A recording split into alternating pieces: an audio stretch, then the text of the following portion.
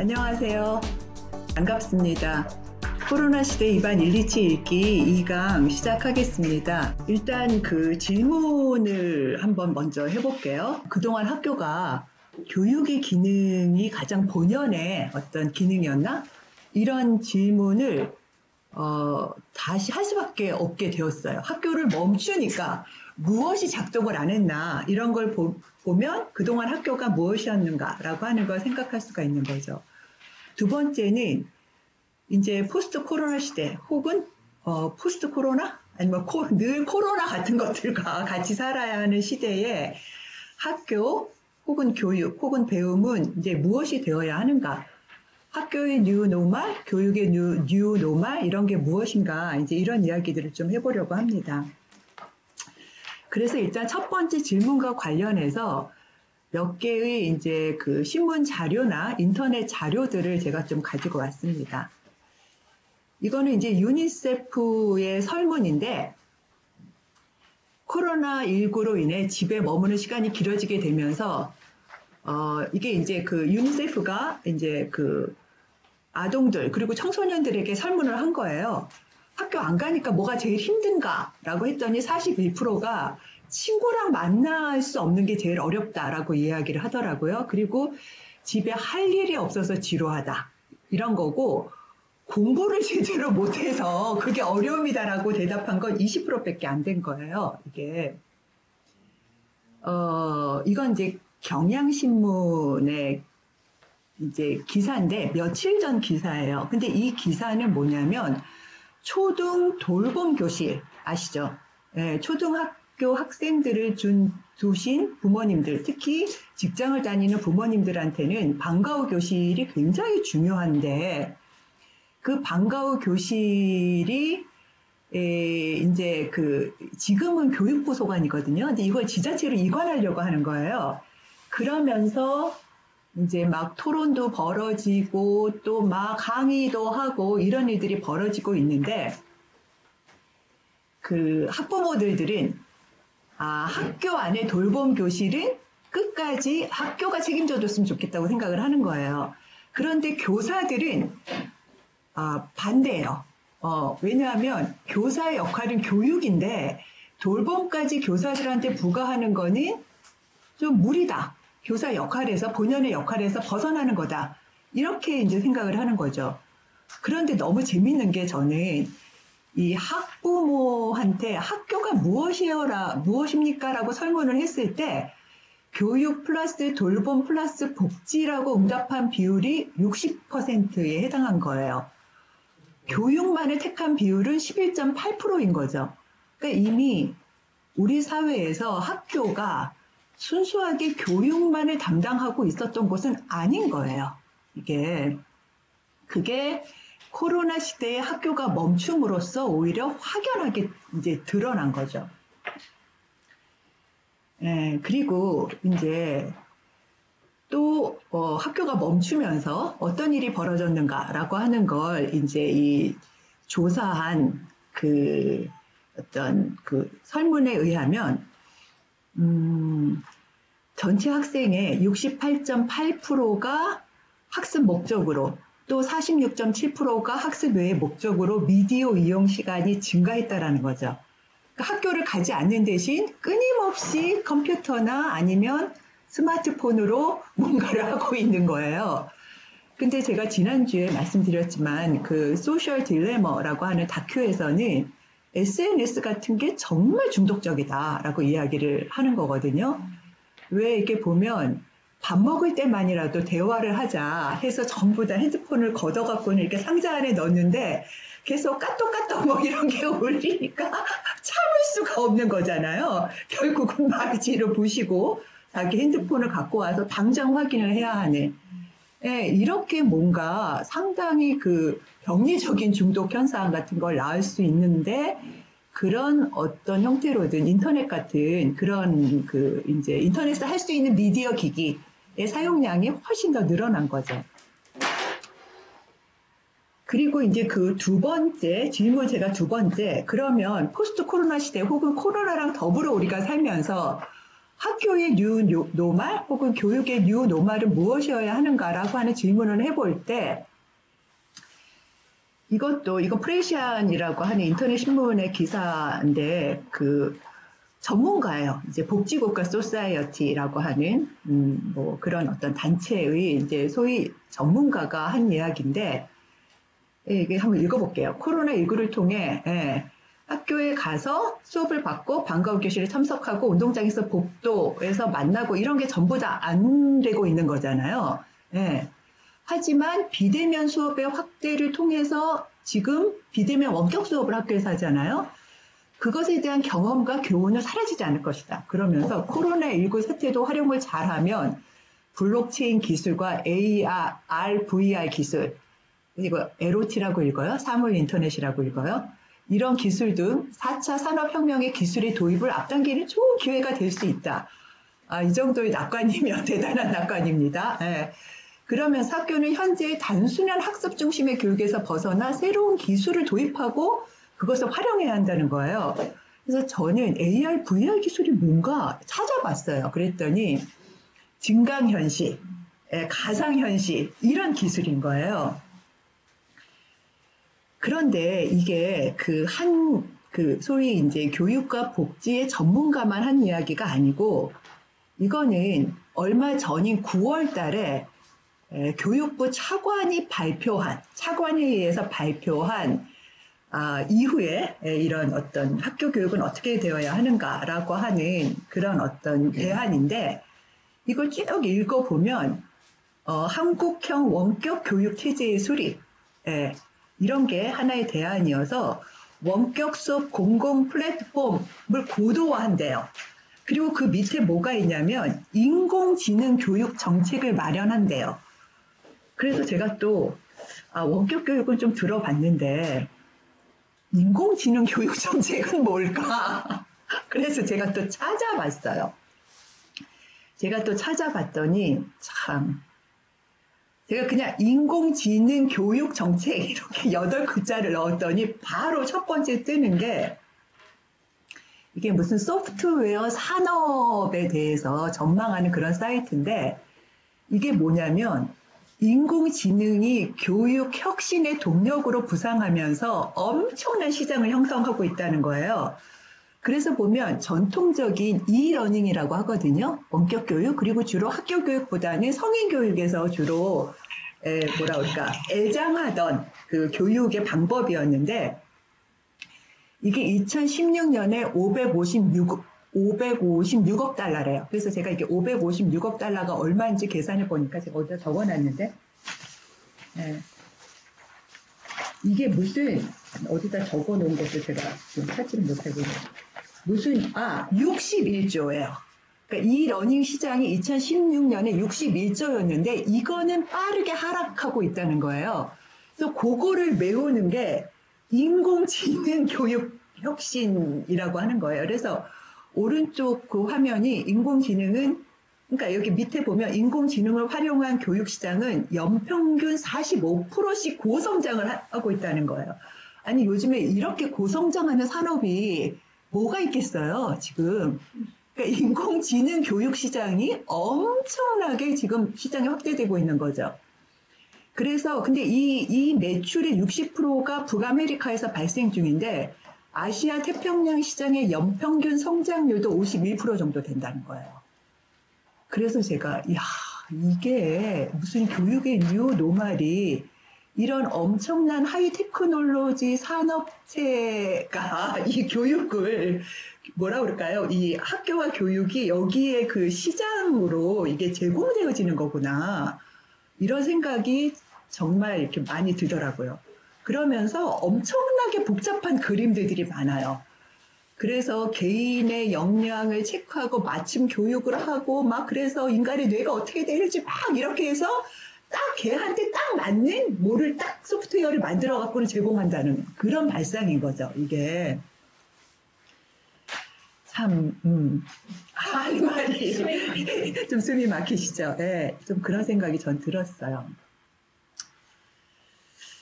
그런데 이제 바로 이제 이반 일리치가 1971년에 이미 학교가 무엇이지? 학교가 교육을 하고 있다라고 하는 우리의 상식적인 답변에 대해서 의문을 제기한 사람이에요. 그래서 학교가 교육을 하는 곳, 그래서 너무나 필요하고 좋은 곳이라고 하는 우리의 상식적 물음에 가로를 치면 학교는 도대체 어떤 곳일까라고 하는 이제 질문을 하게 된 거죠.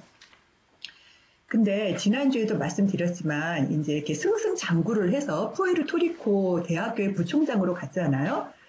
그래서 그 푸에르토리코의 정부의 교육위원회에 들어간 거예요. 그것도 아주 우연히 그 위원장을 하는 사람이 갑자기 사정이 생겨서 대신 들어갔는데 그때까지 이반 일리치는 이렇게 생각하고 있었대요.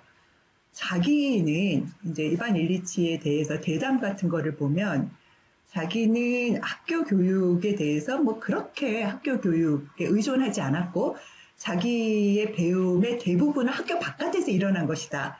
이렇게 말을 해요. 근데 그럼에도 불구하고 취학률이 높아지는 것, 학교 교육이 확대되는 것은 좋은 것이다. 라고 하는 가치를 갖고 있었다는 거예요.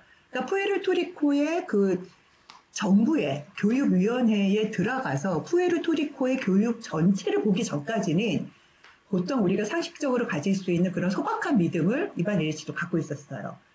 그런데 거기 가서 이렇게 들여다보니까 그 푸에르토리코가 일단 그 초등 의무 교육이죠. 지금 우리는 6년인데 그때 거기 1950년대 말에 푸에르토리코가 발전과 개발을 위해서 초등학교 의무교육을 5년으로 만들고 이거를 제도화한 거예요. 그리고 10년 동안 집중적인 투자를 한 거죠. 이게 그 예산이죠. 교육 예산에. 우리도 예전에 막 20, 30년 전에는 뭐 국방 예산 삭감하고 교육 예산 늘려라 막 이제 이런 주장도 했었는데 어쨌거나 10년 동안 집중적인 투자를 했음에도 불구하고 5년을 끝까지 마친 아이들은 푸에르토리코 고학령 아동의 3분의 1밖에 안 됐다는 거예요. 그러니까 질문을 하게 된 거예요. 도대체 이 제도가 뭐지? 이 제도가 사람들을 성공시키기 위해 만든 제도일까? 아니면 사람들을 구조적이고 체계적으로 탈락시키기 위해 만든 제도일까? 이런 질문을 하게 된 거죠. 그리고 정말 이 제도가 사람들 사이의 평등을 확산시킬까? 아니면 불평등을 심화시킬까? 이런 어떤 근본적인 질문을 하게 된 거예요. 왜냐하면 이 아이들을 5년 동안 얘네들이 학교만 다니게 하려면 의무 교육은 일종의 무상 교육일 텐데 교육비를 안 받는 것만 갖고는 안 되는 거예요. 특히 가난한 집에서는 아이들이 일찍부터 직업전선에 뛰어들잖아요. 부모와 같이 일을 하고 돈을 벌고. 그런데 그 아이들을 학교에 보내면 통학비를 비롯하여 그 아이가 일을 하지 않음으로써 갖게 되는 그 집안의 경제적인 어떤 손실, 이런 걸 모두 감당해 줘야 되는 거예요. 그러니까 사실 그런 거를 국가가 다 해주지 않으면 학교에 입학한 아이들이 5년을 무사히 마치는 건 사실상 불가능한 거죠.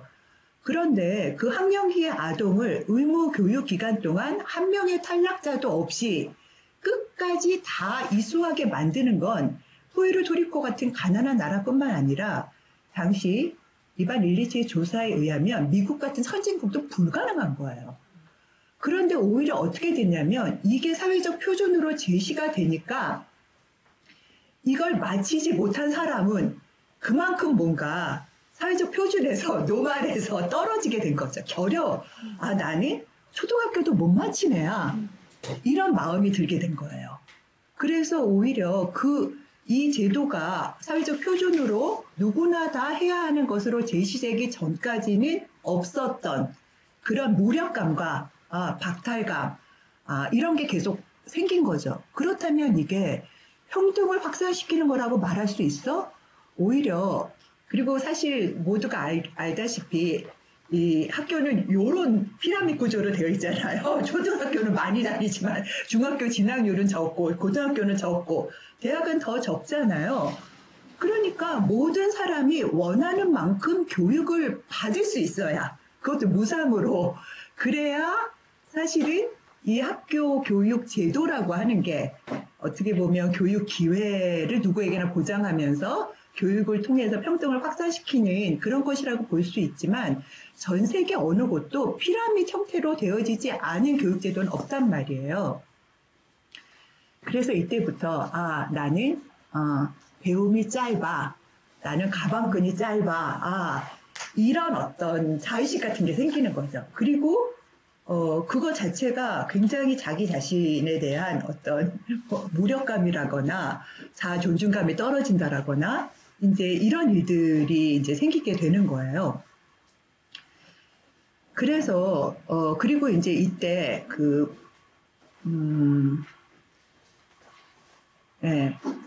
이제 뒤에 나왔네요. 그래서 의무교육제도, 이게 두 번째가 이제 그 의무교육제도는 교육기회 평등을 보장하는 게 아니라 박탈감과 무력감을 증대시킨다. 이제 요거를 확인한 거죠. 그런데 여기서 이제 우리가 주의 깊게 봐야 하는 게 이 네 번째 줄에 그 제도를 만든 사람들은 일종의 전문가들이잖아요. 전문가들이 고안해서 어떤 플래닝 한 거란 말이에요. 기획에.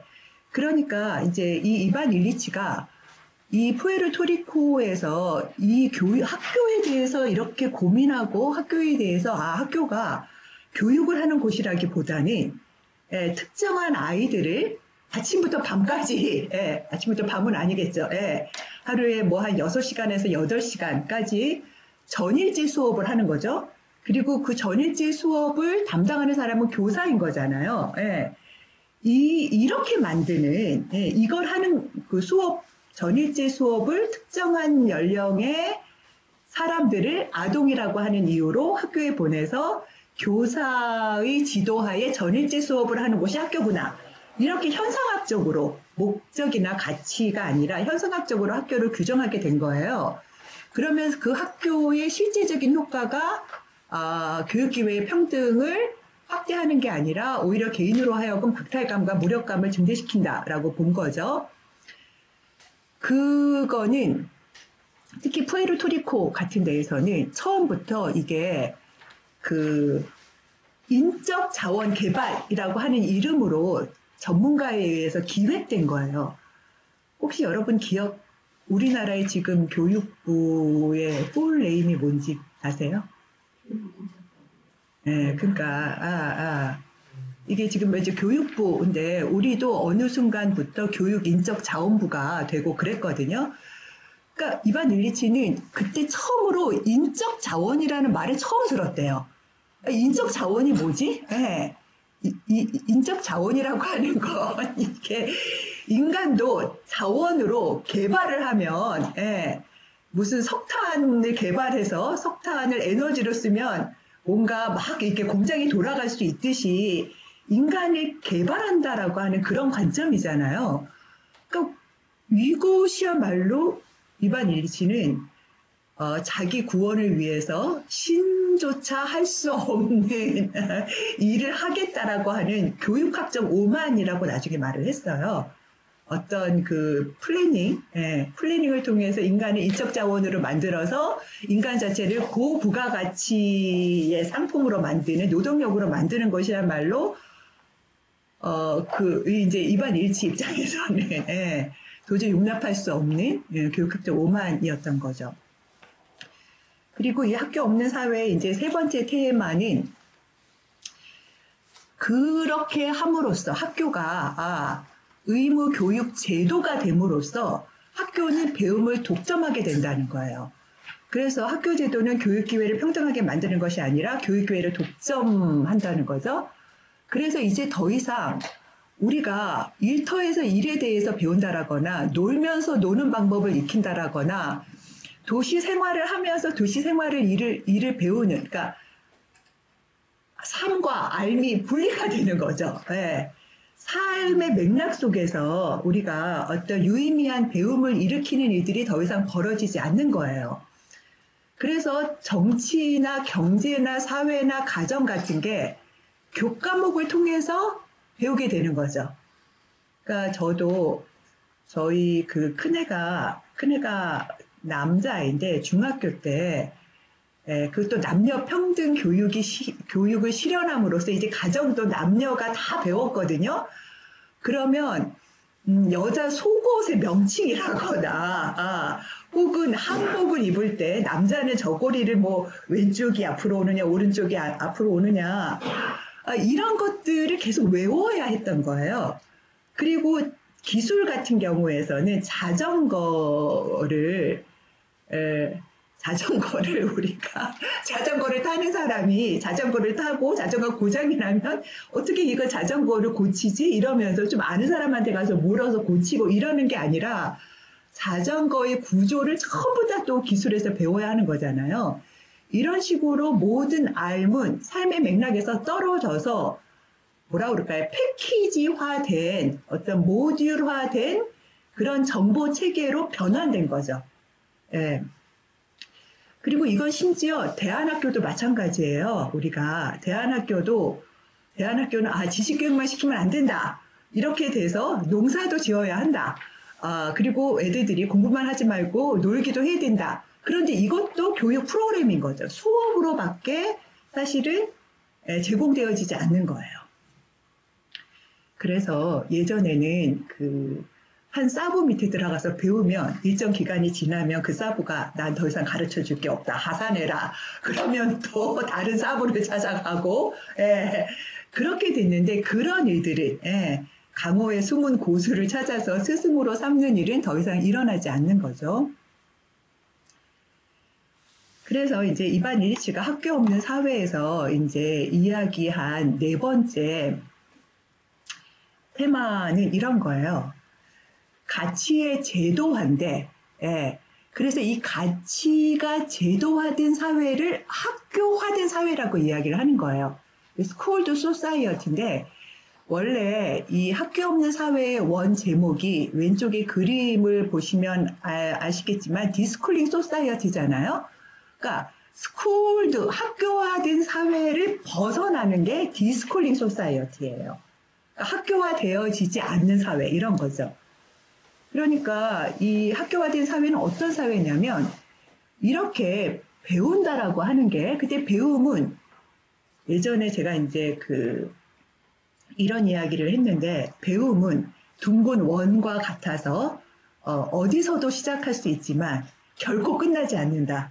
이게 사실은 마르코스라고 하는 사람이 쓴 마르코스 안토니아 할아버지라고 하는 책에서 원래의 이 워딩은 투쟁은 둥근 원과 같아서 이제 원주민들의 투쟁인 거예요. 투쟁은 둥근 원과 같아서 어디에서도 시작할 수 있지만 결코 끝나지 않는다. 이런 말을 한 거를 제가 이제 패러디? 이렇게 바꿔 쓴 건데 사실 제가 문탁 네트워크에서 배움이 짧은 수없이 많은 청년과 청소년들과 함께 공부를 해봤거든요. 지금 여기 기술을 담당하고 있는 한 친구도 여러분 보이시진 않겠지만 그런 친구인데 전혀 문제가 없어요. 이게. 그러니까 이게 그 패키지는 뭐 중학교 1학년 때는 산수는 여기까지 배워야 되고 뭐 지리는 여기까지 배워야 되고 그래서 뭐 한국지리를 먼저 배운 다음에 세계지리를 배운다라거나 그 다음에 인문지리를 배운다라거나 이게 전문가에 의해서 고안된 거잖아요. 그런데 사실 배움은 그렇지가 않아요. 역사에 대해서 전혀 모르고 심지어 그 배움이 짧다 보니까 제가 르네상스는 언제지? 그러면 19세기인가? 뭐 이제 그래도 문제가 전혀 없어요. 왜냐하면 푸코를 읽는데도 문제가 없어요. 그거를 읽는 건 그런데 이제 어느 순간 내가 세계사, 특히 유럽사에 대해서 너무 뭘 모르는구나. 그럼 그때 그 순간 공부를 하면 되는 거예요. 그래서 그때 저랑 같이 공부하던 청년들은 그 푸코의 사회를 보호해야 한다라거나 굉장히 어려운 책인데 그 앞에 이제 유럽의 역사가 쭉 나오거든요. 그러니까 자기네끼리 스터디 그룹을 만들어서 커다란 지구본을 가져다가 이렇게 돌려가면서 뭐가 어디에 붙었는지 돌려가면서 또 세계지리 책을 갖다가 같이 스터디를 하더라고요. 문제가 없는 거죠, 이게. 그런데 이제 그 학교가 이제 배움을 독점하게 되면 이제 공부를 한다라고 하는 것을 뭔가 수업을 이수하는 걸로 착각하게 되잖아요, 우리가. 그리고 이제 이런 일에 익숙해지면 어떻게 되냐면 우리가 배운다라고 하는 것도 우리가 추구하는 보편적인 가치일 수 있고 건강에 대해서도 우리가 이제 뭐 가능하면 우리가 건강하게 살고 싶어. 이런 아주 상식적인 그런 어떤 뭐 욕망이 있잖아요. 예, 나는 사랑을 하고 싶어 라거나 그런데 이런 것들이 건강해지려면 병원을 가야 되는 거구나. 누군가 사랑을 하려면 누군가와 계속 사랑을 하고 싶으면 결혼이란 제도에 안착을 해야 하는 거구나. 이런 식으로 제도의 서비스를 이용하는 것으로 착각하게 된다는 거예요. 그래서 특정한 가치를 추구하는 것이 이제는 전문가가 고안한, 플래닝한 어떤 제도의 서비스를 내가 이수하는 걸로. 근데 이 이수는 무료로 할 수도 있고, 이 전문가가 고안한 일종의 상품을 내가 구입하는 것일 수도 있어요. 이게 신자유주의는 우리가 국가에 의해서 만들어진 제도를 무상으로 이용하는 것보다, 이건 복지국가고, 신자유주의는 그 전문가에 의해서 고안된 상품을 우리가 돈을 주고 사야 하는 이런 걸로 변모가 되었다 뿐이지 실제 구조는 비슷한 거죠. 이렇게 된다는 거예요. 그래서 우리가 이런 이제 그런 특정한 서비스를 이용하는 일로 여기게 되고 이반 일리치는 이런 것을 우리가 추구하는 가치가 제도화된 것이라고 이야기를 한 거예요. 그래서 이제 우리는 우리 스스로의 손발로 우리가 무엇인가를 하는 것보다는 뭔가 전문가에 의해서 고안된 제도의 서비스를 이용하는 것을 더 좋은 삶이라고 착각하게 되었다는 거예요. 근데 그걸 하려면 사실 좀 돈이 많이 들거든요. 오히려 그런 서비스를 이용하지 못하는 걸 결여로 생각하게 됐다는 거예요. 그래서 예전에는 이거는 뭐 병원이 병을 만든다 해서 이야기를 할 수도 있겠지만 제가 그 최근에 굉장히 많이 뭐가 달라진 것 중에 하나로 느끼는 게 교정인데 이게 요즘은 막 60대도 교정을 하더라고요. 그런데 예전은 교정은 특별한 사람들이 마치 성형수술처럼 특별한 사람들이 그러니까 아주 막 뭐 이렇게 폭력에 의해서 이가 뭐가 부러졌다라거나 이런 게 아니면 아주 소수가 행하는 그것도 미용으로 인해서 행하는 것이라고 생각을 했는데 요즘은 60대도 제가 아는 분들 중에 교정을 해서 아니 뭐 교정을 하세요 그랬더니 이게 교정을 안 하면 나중에 부정교합이 생겨서 나이를 먹으면 점점 뭐가 끼는 것도 많아지고 충치도 많이 생겨갖고는 이게 이제 그 치약 담론이에요. 전문가에 의해서. 그러니까 이제는 이 교정을 하는 게 의학적 치료가 되어지는 거고 보편적 치료처럼 여겨지게 되는 거죠. 이럴 때는 교정비 굉장히 비싸죠. 예. 이거를 못 받으면 굉장히 박탈감을 느끼고 그러다 보면 국가로 하여금 의료보험으로 하라고 하는 요청을 하게 되고 또 그 서비스를 또 당연히 이용하게 되는 거란 말이에요. 호모 사피엔스는 사라지고 없어요. 이렇게 되면. 예. 그래서 그런 사회를 학교화된 사회라고 불렀습니다.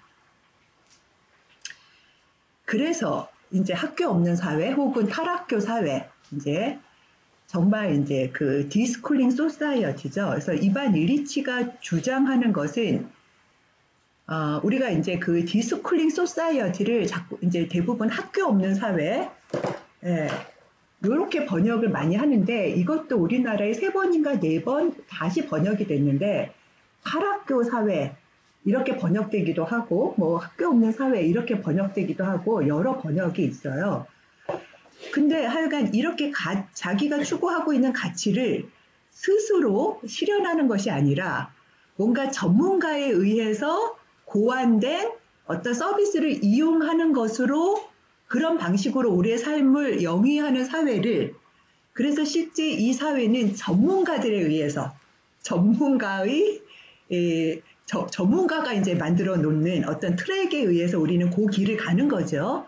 사랑하려면 요 트랙, 뭔가 공부를 하려면 요 트랙, 뭐 이렇게 가는 사회가 학교화된 사회라고 한다면 거기에서 벗어나자라고 하는 주장을 하는 게 학교 없는 사회의 핵심적인 메시지예요. 그러니까 학교를 모두 없애자는 주장을 하고 있는 게 아니에요. 이런 의무화된 학교 제도라고 하는 것, 이 서비스를 당연하게 여기는 이런 믿음, 이런 것으로부터 우리가 좀 탈출하자라고 하는 거죠. 그러니까 학교를 많이 다니면 많이 다닐수록 역설적으로 자기 구원의 능력, 공생적 협력의 능력 같은 게 오히려 적어진단 말이에요. 삶의 자율성이 줄어든다는 이야기인 거죠. 그래서 제가 이제 그 학교도 우리가 배움이라는 가치를 추구하기 위해서 만든 도구, 툴이라고 생각한다면 지난주에 이반 일리치가 도구에 주목했다는 말씀을 드렸잖아요. 그런데 전통적인 좌파는 그 도구를 누가 소유하느냐, 공장을 누가 소유하느냐, 뭐 병원을 누가 소유하느냐, 뭐 이런 것으로 이게 사적 소유가 아니라 뭔가 피플이 소유하면 좋은 것이다. 그게 정치적 진보다. 이렇게 생각을 했는데 이반 일리치는 그게 아니다. 도구 자체의 성격이 도구가 보편적이고 획일적이고 규모가 크고 이게 속도가 빠르면 그거 자체가 인간을 억압하고 인간을 조작하면서 인간을 무력하게 만든다. 그런 주장을 했다라고 제가 말씀을 드렸잖아요. 그러니까 학교라고 하는 툴 자체가 그렇게 된 거죠. 학교는 진짜 보편적이잖아요.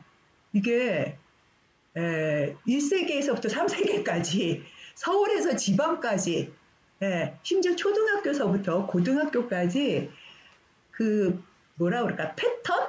학교 교육이 실시되는 방법, 그게 구현되어지는 공간적인 특성, 그것의 서비스를 위한 소프트웨어, 그 패키지, 이런 게 다 똑같거든요. 그래서 전 세계가 다 똑같아요. 그래서 이반 일리치는 학교는 교육을 하는 곳이라기보다는 학교는 근대의 신화를, 그러니까 학교를 다니면 다닐수록 인간은 더 진보하고, 그러니까 진보한다는 인적 자원으로, 뭔가 점점 더 개발되고, 고부가가치의 인간이 되고, 그렇게 하는 것이 좋은 것이다라고 하는 믿음을 재생산하는 곳이다. 그런 신화를 재생산하는 곳이 학교고, 학교는 그런 신화를 재생산하기 위한 의례로 조직되었다. 이렇게 이야기를 하는 거거든요. 그래서 그 의례가 무엇이냐라고 하는 질문을, 그러니까 의례가 무엇인가라고 하는 질문을 받았을 때 기우제 같은 게 의례라는 거예요.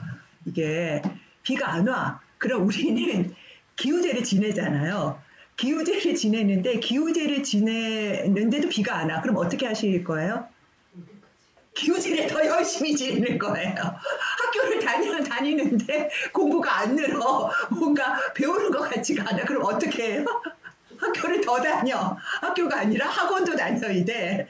학원도 다니는 걸로 부족하면 또 그 학원에 새끼 학원까지 다녀야 돼. 네. 그래서 더 많이 배우면 뭔가 더 진보가 일어날 것이다라고 하는 신화를 끊임없이 재생산하는 그런 의례가 바로 학교라고 이야기를 했는데, 그와 동시에 이런 이야기도 해요. 그래서 학교가 기우제 비슷하다는 이야기를 하면서 일단은 어마어마한 비판을 받았을 거 아니에요.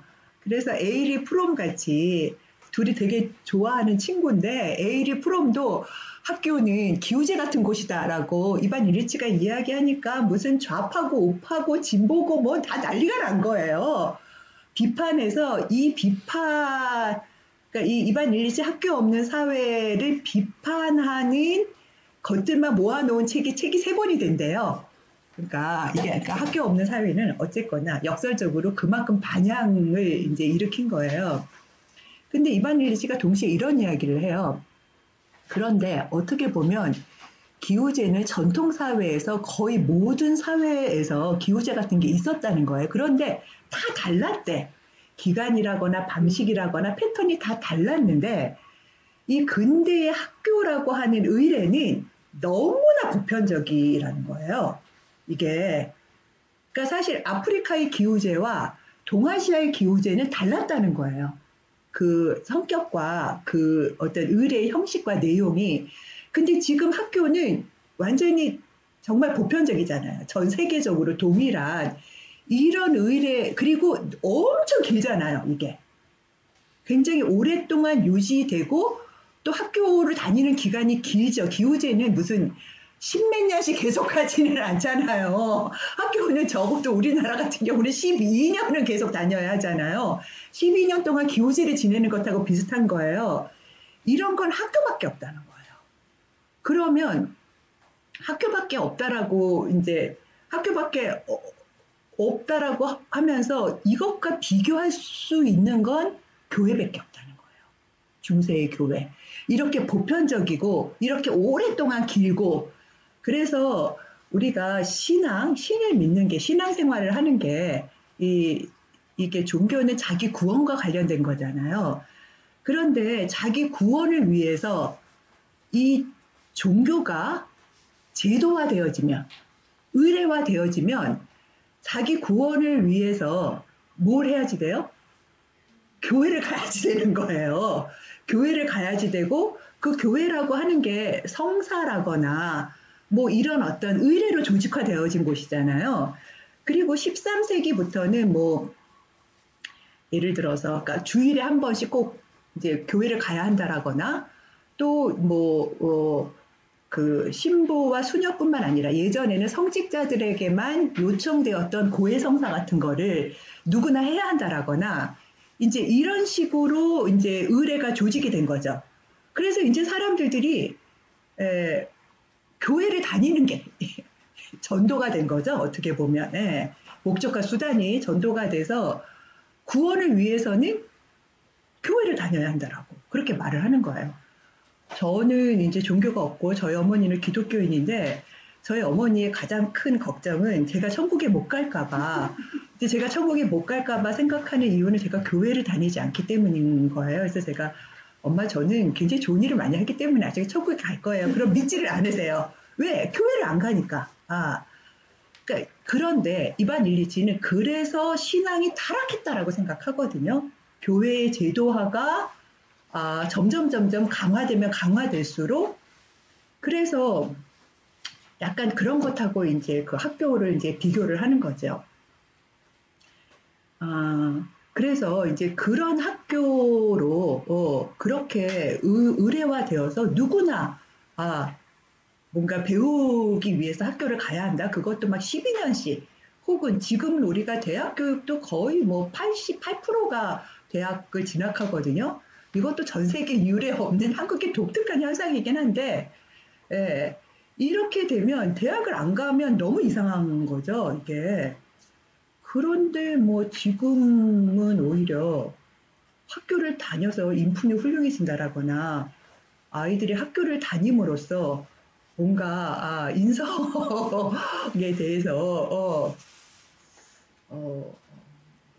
거의 매일 중학교 아이들의 뭐 문제들이 발생을 하고 조한혜정 선생님은 지금 우리 사회가 이렇게 그 어린 아이들을 정말 독하게 만들고 있는 그런 사회가 아닌가라고 이야기를 하시던데 특히 요즘에 이제 그 성범죄나 엠번방 사건 같은 거 일어나면서 정말 생각해 봐야 되는 거죠. 다 학교 다니잖아요. 예전에는 문제 학생은 학교를 안 다니는 학생이었어요. 이게 학교를 안 다니고. 근데 지금은 그게 아니란 말이에요. 그런데도 여전히 학교가 굉장히 중요하다라고 생각하는 건 그건 진짜 이상한 우리의 믿음이에요. 그래서 이제 이반 일리치는 학교에 의존하지 않는 법을 익히는 것, 즉 인간과 환경 사이에 새로운 양식적 관계를 만들어내는 것. 우리는 호모 사피엔스 사피엔스잖아요. 호모 사피엔스 사피엔스는 우리가 자율적으로 우리가 배움의 도구를 우리가 만들어낼 수 있다는 거예요. 그러면 이건 어떤 거냐면 이건 절대로 일률적이거나 보편적일 수가 없어요. 각자의 맥락이 다 다르기 때문에 이거는 굉장히 구체적이고 맥락적이고 장소적인 것이 될 수밖에 없어요. 이게 이반 일리치의 비전이었던 거죠. 지금 우리식으로 이야기하면 이미 1971년에 교육의 뉴노멀 혹은 학교의 뉴노멀을 이런 방식으로 이제 제시한 거예요. 요거는 지난주에 제가 말씀을 드리려고 이제 가져왔었던 그림인데, 이게 그 X축이 전통적인 좌파와 우파의 어떤 그림이에요. 그래서 예전에는 정치적 권위가 한 사람한테 집중되어 있느냐, 아니면 정치적 이제 권위가 더 많은 사람에게 배분되어 있는가, 이런 거를 둘러싸고 진보라고 이야기를 했는데, 이제 거기에서 이제 그 이반 일리치는 그런 게 중요한 게 아니라 오히려 기술적 선택, 이게 도구죠. 도구와 관련해서 매니플레이티브, 그러니까 조작적 도구가 아니라 컨비비얼한 도구로 가는 게 중요하다라고 생각을 했어요. 그러면 1971년에 학교 없는 사회를 만들어 그런 책을 써냈는데, 이게 이제 그러면서 학교가 아니라 학교 대신 도서관 뭐 이런 것들을, 도서관이야말로 학교는 조작적 제도인데 도서관은 누구나 쉽게 접근할 수 있고, 그리고 이건 체계적으로 사람을 탈락시키는 구조가 아니잖아요. 그래서 거기에 누구나 다 교육적 자료에 접근할 수 있고, 필요하다면 여기에서 서로 도서관 같은 데에서, 뭐 예전에 인터넷이 없었으면 저랑 같이 이거 공부할 사람 이렇게 해갖고는 벽에다가 사람 모아갖고는 스터디 그룹 같은 걸 조직할 수 있고, 이런 점에서 도서관이야말로 새로운 그러니까 러닝 네트워크 뭐 이렇게 이야기를 하거든요. 컨비비얼한, 그러니까 아주 공생적인 배움의 도구라고 생각을 한 거예요. 그런데 1980, 70년대에서 80년대로 넘어가면서 이반 일리치가 어떻게 생각하게 됐냐면, 학교냐 도서관이냐의 문제가 아니구나. 오히려 도서관도 학교처럼 사람들이 자꾸 이용을 하는구나. 지금 저희 강의도 한국 도서관에서 하는 건데, 이게 그러니까 도서관이 오히려 공생적 도구고, 그래서 더 많이 지역에서 많이 만들어지면 좋은데, 이걸 자꾸 도서관에 나는 이용자고 이 서비스의 제공자와 서비스의 수혜자처럼 사람들이 생각한다는 거예요. 그래서 이런 구분으로 이게 어떤 자율적인 어떤 배움의 어떤 도구를 우리가 만들 수 있는 게 아니구나라고 생각을 하면서 Z축에 대해서 생각을 하게 된 거예요. 그러면서 컨비비얼이 아니라, 잘 보이실지 모르겠는데 버나큘라라고 하는 그런 용어를 쓰기 시작해요. 제가 아까 구체적이고 맥락적이고 장소적이라고 이야기를 했잖아요. 버나큘라는 그 이반 일리치 책을 보면 토속적인 혹은 토착적인 이런 걸로 번역되는 거예요. 그래서 집에서 만든 포도주 이런 게 버나큘라였다는 거예요. 그런데 저는 토속적이고 토착적인 이런 번역은 좀 자꾸 신토부리 같은 거 생각하게 해서 좀 이상하고, 장소성?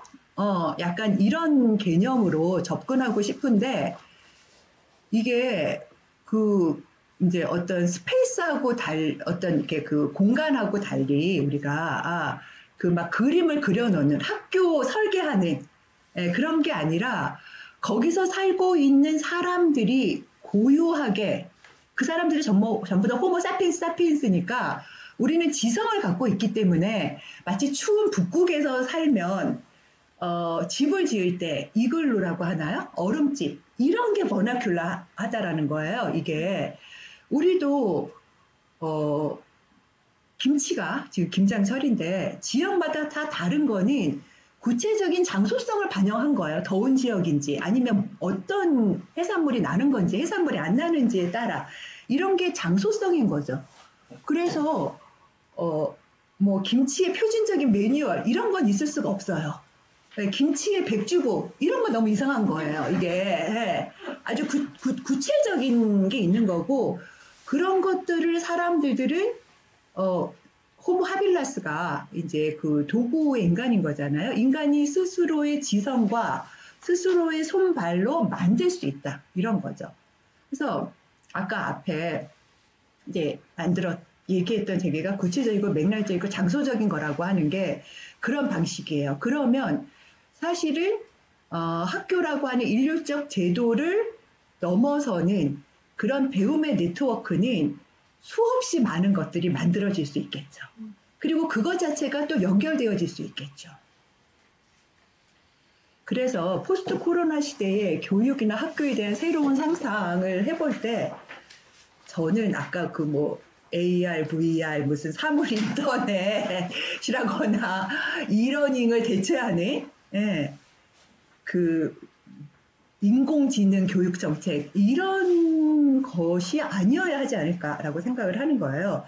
그거는 지금처럼 학교야말로 대표적인 과밀 집단이고 코로나를 우리가 갖고 오게 했던 그 근대적인 그 삶의 형식의 대표 선수인데 이거를 단지 원격으로 해서 문제를 해결하겠다라고 하는 건 사실 우리가 코로나가 왜 왔는가를 생각해 볼 때 조금 이상한 대안인 거죠.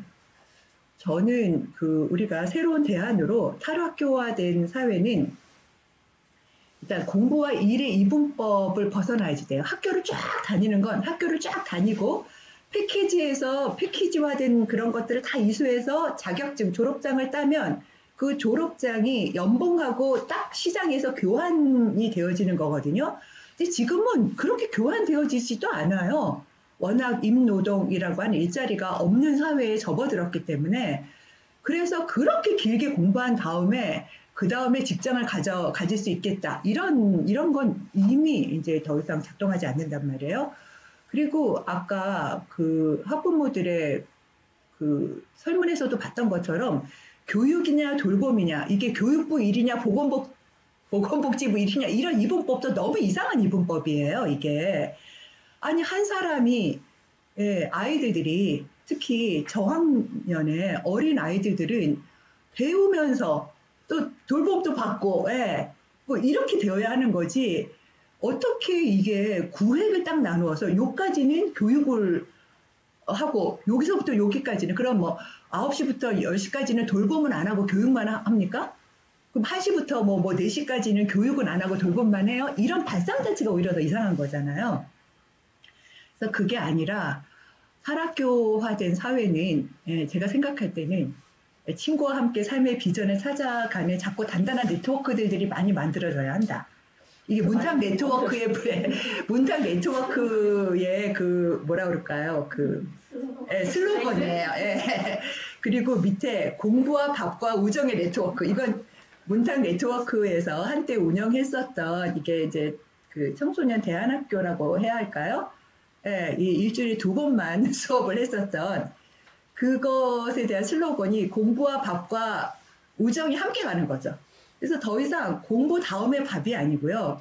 공부를 하면서 밥의 문제를 해결해야지 되고 또 공부를 하면서 밥의 문제를 해결하기 위해서는 공부를 혼자 해서는 안 돼요.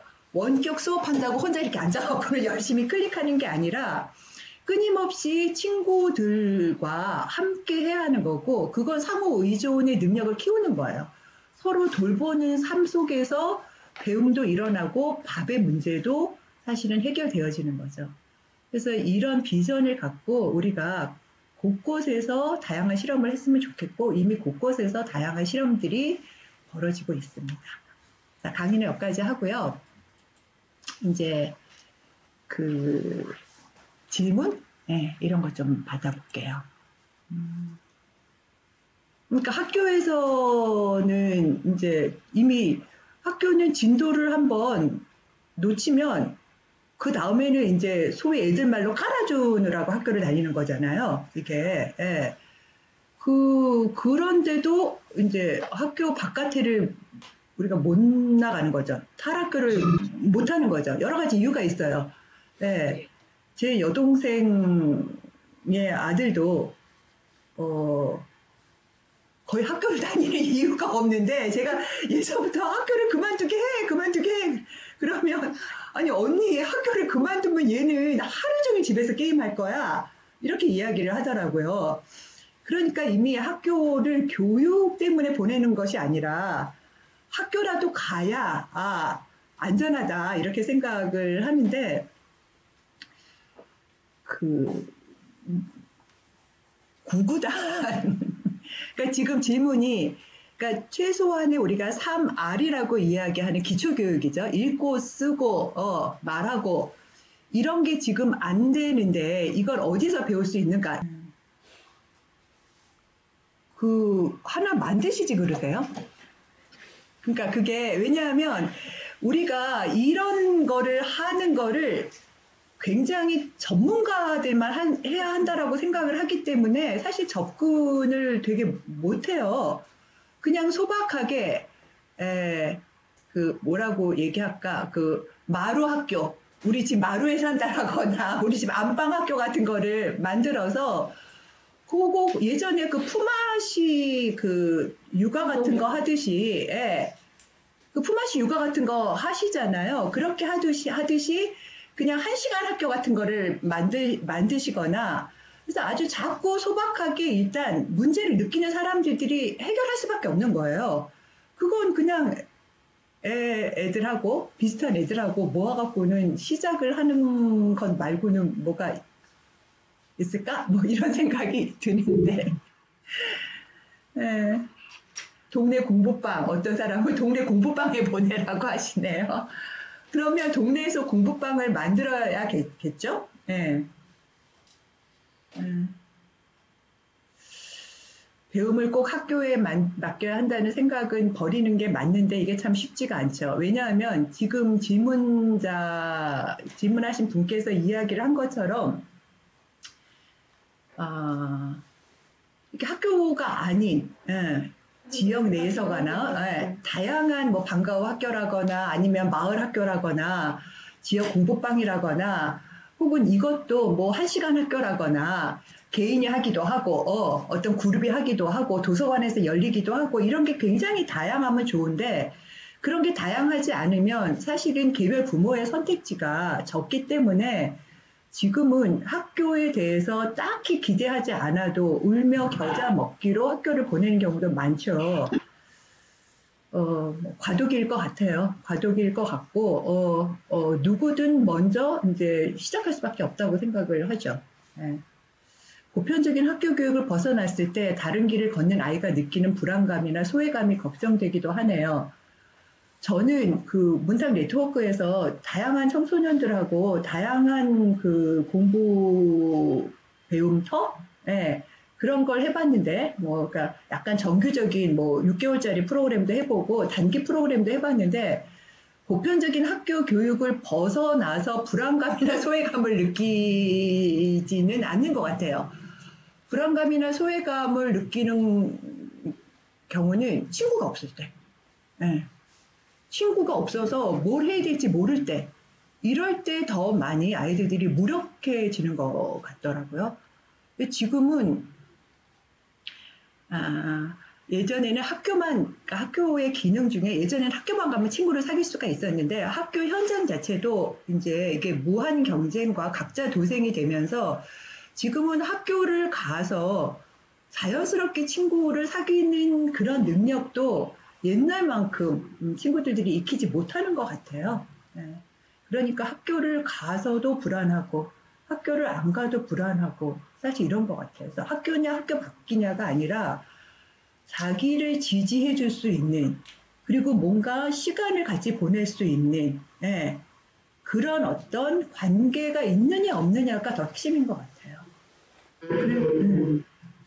그래서 지금 보면 배움과 아까 우정이라고 하는 게 그런 건데 이게 참 아이러니죠.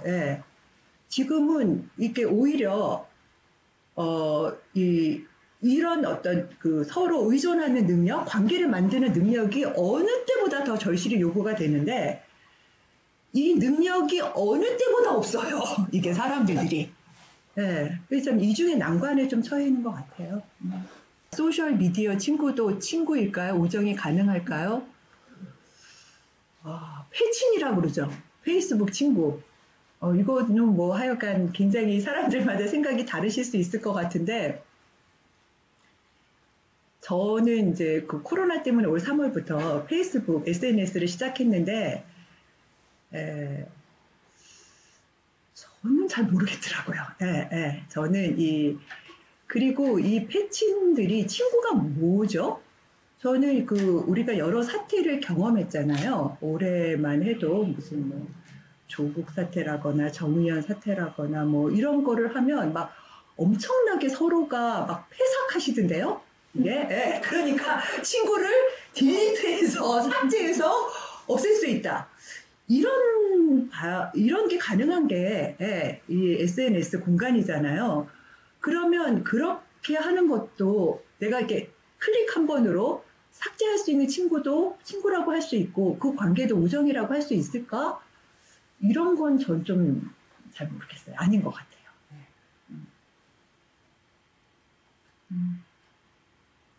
뚜띠님, 이게 시간이 가서 뚜띠님까지만 제가 볼게요. 학교를 왜 갈 수 없는지 그 이유를 알아야 정확한 도움을 받을 수 있지 않을까요? 뚜띠님, 직접 한번 이제 이 질문을 제가 잘 파악을 잘 못하고 있어요. 학교를 왜 갈 수 없는지. 아이들마다 학교를 갈 수 없는 이유가 굉장히 다양하다는 거죠. 그렇죠. 지금 저도 경험적으로 보면 학교의 공부에서 삶의 효용을 별로 느끼지 못하는 경우에 학교를 가기 싫다 이렇게 생각하는 경우가 있고 특히 요즘 들어서는 학교에서 따라거나 괴롭힘이라거나 이런 게 너무나 무시로 전방위적으로 벌어지기 때문에 그것 때문에 학교를 가기 싫다라고 생각하는 친구들도 굉장히 많은 것 같아요. 그러니까 크게 두 가지죠. 이게 학교의 이제 그 교육이라거나 이런 게 이제 전혀 이제 효용감이 없다라고 느끼는 경우, 학교에서 인간관계가 원만하지 않는 경우, 이런 경우에 학교에 가지 않는다라고 생각을 해요.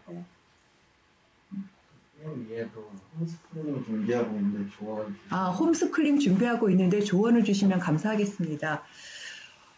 그 홈스쿨링이 탈학교 사회의 대안 중에 하나로 이제 대안학교를 만들거나 아니면 홈스쿨링을 하는데 그 홈스쿨이면 홈에서 집에서 부모가 가르쳐야 되는데 이게 여간 어려운 게 아닐 거예요.